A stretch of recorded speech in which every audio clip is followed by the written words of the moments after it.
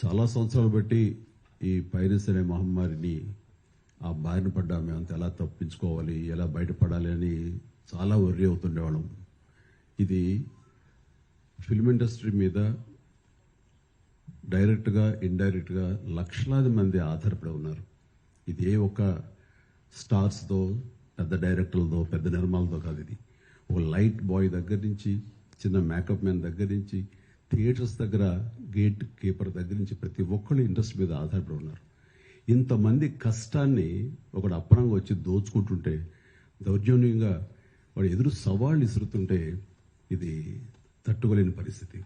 So ఇలాంటి వాటికి మార్గం ఏమిటి, ఎలా బయటపడాలి అనే దాని మీద తర్జన భర్జన పడుతున్నప్పుడు ఈ సమయంలో గత కమిషనర్ సివి ఆనంద్ గారి ఆధ్వర్యంలోనూ, అప్పుడు ఏఎస్పీ కవిత గారు, శ్రీనివాస్ గారు, వీళ్ళు, అలాగే ఆయన వెళ్ళిపోయిన తర్వాత దాని తర్వాత మళ్ళీ ఇది ఇలాగే ఉంటుందా, ఇలాగే కుంటుపడిపోతుందా, ఇలాగే తెరమరుగైపోతుందా అనుకున్న సమయంలో సినిమా ఇండస్ట్రీ గురించి, సినిమా కష్ట నష్టాల గురించి బాగా తెలిసినటువంటి, అన్ని రకాలుగా కాచి ఓడపోసినటువంటి, ఎంతో కన్సర్న్ ఉన్నటువంటి వ్యక్తి మన సిపి సజ్జనార్ గారు. ఆయన చూపించిన చొరవకి, ఆయన పెర్సిస్టెంట్ ట్రయల్స్కి మిగతా ఆఫీసర్స్ అందరూ సహకరించిన దానికి ఈ రోజున ఎవడైతే ఛాలెంజ్, ఏ పైరేట్ అయితే కనుక ఛాలెంజ్ విసిరేయడో దమ్ముంటే చూసుకోండి అతన్ని ఈ రోజున పట్టుకోవడానికి వారు సహకరించారు. అది వారి మనస్ఫూర్తిగా వారిని, వారికి సహకరించిన ఆఫీసర్స్ని, కవిత గారిని, శ్రీనివాస్ గారిని, ఇతర మహేష్, మన సిఐఎల్ని, వాళ్ళందరూ కూడా మనస్ఫూర్తిగా పరిశ్రమ తరపు నుంచి, నా తరపు నుంచి నా అభినందనలు, ధన్యవాదాలు మనస్ఫూర్తిగా తెలియజేస్తున్న సందర్భంగా.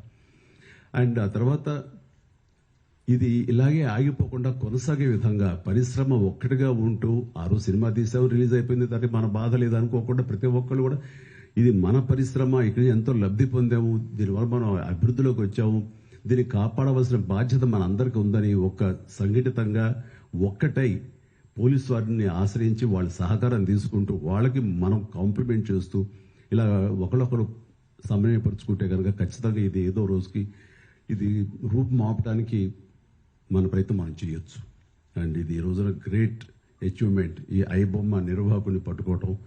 అలాగే last time Madras Tamil blasters అని అతన్ని పట్టుకోవటం.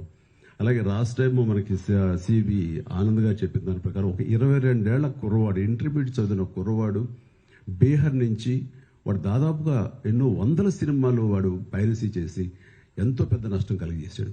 ఈ సంవత్సరం ఆరంభంలో కూడా దిల్ రాజు గారి గేమ్ చేంజర్ దగ్గర నుంచి తండేల్ అనే సినిమా కానీ, ఇలాగా కింగ్డమ్ అనే సినిమా, ఓజీ, ఇలాంటివన్నీ కూడా దీన్ని బారిన పడి చాలా పెను నష్టం జరిగింది.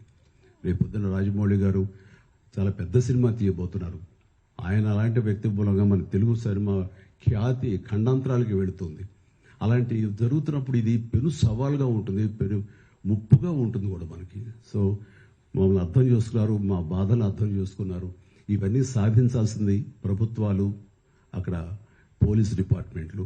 సో వాళ్ళు చేసి చక్కగా చేసి ఎంతో సమర్థవంతంగా సహకరించి ఇది రాబట్టినందుకు మనస్ఫూర్తిగా మరొకసారి ధన్యవాదాలు తెలియజేసుకున్నాను.